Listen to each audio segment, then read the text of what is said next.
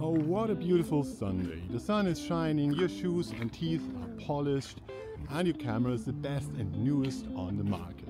What can possibly go wrong? Well, being a Sunday photographer can be great for a bit, but then most of us want to take their photography to the next level.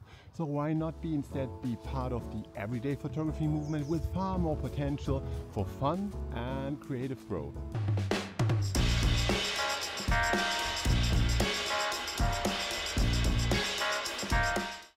You made a great choice by having a small, pocketable camera always with you. Now you need easy, fast to use settings to really get the photos you want to make at any time and at any place. The best two options here, especially for street photography, are aperture priority and zone focus. By choosing aperture priority, you only choose the aperture which affects the depth of field of your image. For example, if you want to shoot general street scenes, a good setting would be an aperture of 8 and autofocus. If you want to separate somebody or something from the surroundings, then you switch to a wider aperture, like 2, for example. If you simply don't want to think about the technical aspects of photographing, I would opt for zone focus, which is my absolute favorite setting for street photography. Just at a distance of, let's say, 2 meters, where everything behind will be sharp with an aperture of 11. Auto ISO and auto shutter speed will help you to have, at least during daytime, always correctly exposed photos. Sounds easy, right?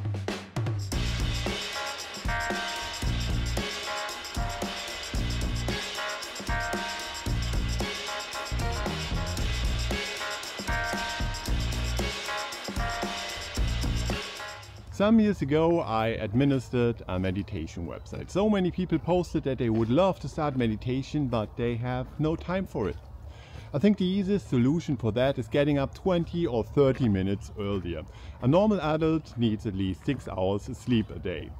If you go to bed by 10:30 and set your alarm to 6 instead of 6:30, you have over 7 hours of sleep and you can start the day with something you love.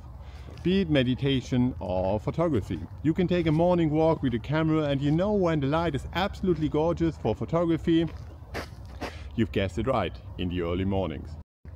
Another way is to walk to your work instead of taking the subway and taking the first shots of your day. I promise you, you will be far more refreshed and relaxed, although you slept not as long as you used to.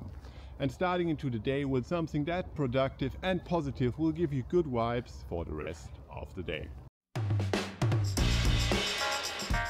If you want to achieve a certain goal, may it be losing weight, learning a new language, or becoming better at photography, it's always great to have someone to motivate you. What do you think of the following idea?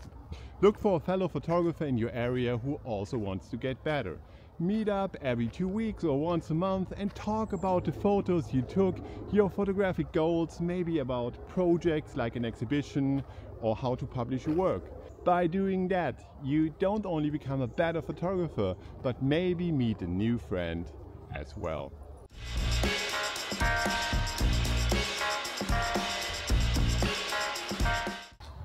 So Instagram is nice for sharing your work, but can be exhausting and frustrating because the algorithm decides what you see. And the photos are so tiny on your phone that not every kind of photography will work. But looking at the photos of the great masters and talented newcomers of photography can improve your photography. And you should do one thing. You should consider to do it the analog way. To do it would be establishing a day of the week when during, let's say, 2 to 3 hours in the afternoon you don't take photos but just look at the works of others in exhibitions in your area.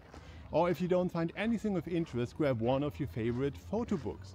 Write down how the photographer may have worked to achieve the photographic style or approach he was famous for. Take these notes to your next photo walk, and every time you're feeling a bit less inspired, convert your notes into little assignments.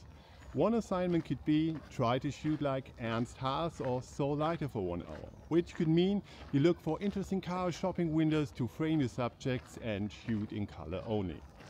Just one example, it depends on what you find interesting.